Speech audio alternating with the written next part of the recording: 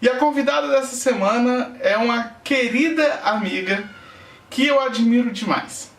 Ela tem um projeto de musicalização infantil chamado Panderolê.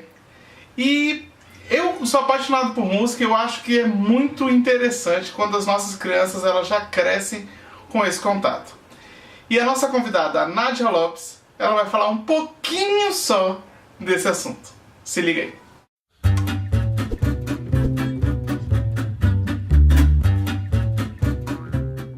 Olá, aqui é a Nádia Lopes do Panderolê, musicalização infantil personalizada. E eu tô aqui hoje, a convite do PCC, para fazer uma pergunta. E se a gente não estiver fornecendo as experiências necessárias para que as nossas crianças se desenvolvam do ponto de vista cognitivo? Eu trabalho com educação musical para a primeira infância. Eu trabalho com um estudo chamado Music Learning Theory, e essa é a teoria de aprendizagem musical do Dr. Edwin Gordon, que foi um pesquisador, educador americano, a respeito de como as pessoas aprendem música. E uma grande parte da sua pesquisa é dedicada à primeira infância, e ele parte do pressuposto que a gente tá nos melhores anos de vida para aprender música, para aprender qualquer linguagem, a partir do momento que a criança nasce. E a possibilidade de aprendizado, de comunicação, de aprendizado linguístico, e a música entraria dentro dessa aba, acontece inicialmente nos primeiros 3 anos de vida e depois até os 5. E aí ela só decresce a partir daí. E mais ou menos com 7, 8 anos de idade, as crianças teriam as suas possibilidades cognitivas definidas para a vida. O que isso quer dizer? Em vista da neuroplasticidade, ou seja, já que o nosso cérebro está sendo formado, as conexões neurais estão acontecendo nos primeiros anos de vida e elas estão sendo definidas. Os estímulos que a gente recebe nesse momento, eles fazem diferença para o resto da vida. E isso acontece não só no desenvolvimento musical, que é o nosso trabalho. Nosso trabalho é fornecer as possibilidades de comunicação musical necessárias para que as crianças atinjam as suas plenas potencialidades. Então, como que isso ocorre? As crianças nascem com uma aptidão natural. Não só na música, tá? Elas nascem com uma aptidão natural para qualquer coisa, que é fruto de combinações genéticas que podem vir não só dos pais, mas de outros ancestrais. E isso é ainda um pouco desconhecido, como que essas habilidades vêm na sua aptidão inicial. Porém, parte de como as pessoas vão executar música acontece por conta de aptidão inicial, mas essa é uma pequena parte. O que as pesquisas indicam, e com a Music Learning Theory não é diferente, é que apenas pequena parte do desenvolvimento provém de aptidão inicial. Todo o resto provém de experiências que acontecem nos primeiros anos de vida.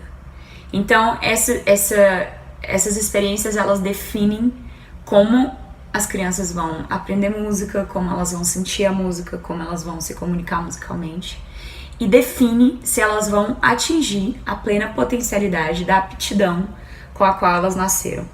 Então eu posso ter uma criança com uma aptidão musical linda, que as pessoas poderiam até chamar de talento. Porém, se ela não tiver contato com experiências musicais, essa aptidão musical vai migrar para as células necessárias para aquela aptidão musical acontecer, vão migrar para outros sentidos. E uma aptidão musical pode deixar de existir nesse momento, porque essa criança não teve as condições necessárias para poder desenvolver a sua musicalidade. E isso é muito mais comum do que a gente imagina. Eu quero que vocês parem e se perguntem agora se as crianças de vocês escutam vocês cantando. Vocês cantam para suas crianças. Porque a voz dos pais é o principal veículo para que essa educação musical aconteça nos primeiros anos de vida. As crianças de vocês ouvem música ao vivo ou elas só escutam música no MP3, na caixinha de som de casa, no YouTube? Qual que é a qualidade da música que elas estão ouvindo? Essas músicas, elas têm timbres mecânicos, MIDIs, criados a partir de programas de computação, ou ela realmente tem pessoas tocando instrumentos que estão mostrando timbres diferentes, estão mostrando músicas executadas por pessoas, porque o som mecânico ele também não musicaliza. As crianças de vocês, elas estão tendo a experiência de estar no colo enquanto vocês dançam. Tudo isso faz parte do aprendizado musical. Então, às vezes eu vejo pais, como eu trabalho com primeira infância, pais não dos nossos clientes, né? Porque os nossos clientes são pessoas que identificam a razão de ser dessa musicalização nos primeiros anos de vida. Às vezes a gente tem clientes que ficam ansiosos para já começar a aula a partir do momento que a criança nasce, ou a partir dos 3 meses. E a gente começa com 6 meses, né? Mas existem muitas crianças próximas, né? Às vezes de familiares ou amigos, que a gente vê os pais falando: mas nesse momento ela não vai aprender nada, ela não consegue ainda comer sozinha, ela não consegue, ela usa fralda, ela não consegue ir ao banheiro, como que ela vai tocar um instrumento musical? E qual que é a relevância disso? E na verdade, o aprendizado musical nesses primeiros anos de vida, ele tá muito menos conectado com você tocar um instrumento musical do que com você criar uma linguagem, uma capacidade de comunicação interna que vai te permitir executar música pro resto da vida. Então, na verdade, esse é um desconhecimento. E esse desconhecimento, ele não tá só na música. É um desconhecimento a respeito de como as crianças se desenvolvem nos primeiros anos de vida. E isso é muito sério, porque pra gente que trabalha com primeira infância e compara as crianças que tiveram esse tipo de educação, uma educação familiar na qual os pais estão presentes, se preocupando com as experiências que as crianças recebem, ou seja, essas crianças não estão sozinhas com um tablet ou em casa com as babás, elas estão sendo estimuladas pelos seus próprios pais. O peso que isso tem na educação dessas crianças, não só na parte musical, mas na capacidade de comunicação delas como um todo, é incrível. E a gente consegue ver crianças que se comunicam plenamente, que conseguem falar com adultos, que têm a segurança emocional necessária para se expor perante um grupo, perante uma roda, para executar música, para cantar em conjunto, para não ter vergonha de pegar na mão de outros adultos, para estar seguro para se relacionar. Isso tudo acontece nos primeiros anos de vida. Então, se a gente não proporcionou as experiências necessárias para que as nossas crianças desenvolvam não só um vocabulário musical, cantado, dançado, brincado, mas um vocabulário emocional, um vocabulário cognitivo de estímulos que ajudam ela a se comunicar e se posicionar, então a gente não está atendendo as experiências necessárias para que as nossas crianças se desenvolvam do ponto de vista cognitivo.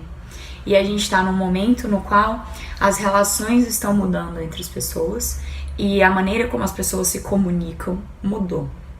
Então, o tablet está muito presente, o celular está muito presente, as distrações que retiram a atenção dos adultos para com as crianças e das crianças para com os adultos é muito grande hoje em dia. E a maneira como a gente cria as nossas crianças está mudando. Por isso a gente está num momento no qual existe muito atraso de fala.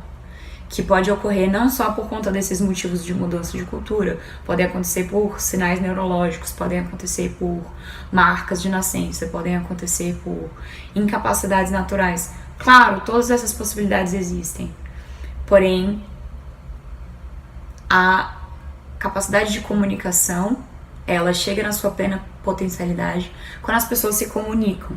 E é gritante o quanto a gente tem um problema de falta de comunicação hoje acontecendo em vias de evoluções tecnológicas, que são ótimas, mas a gente precisa saber usá-las. Então, eu trouxe esse assunto porque ele é muito pertinente para pais de primeira viagem, pessoas que trabalham com crianças pequenas. A gente precisa pensar em qual a qualidade das experiências cognitivas que a gente está proporcionando para as nossas crianças. E nisso a gente precisa pensar.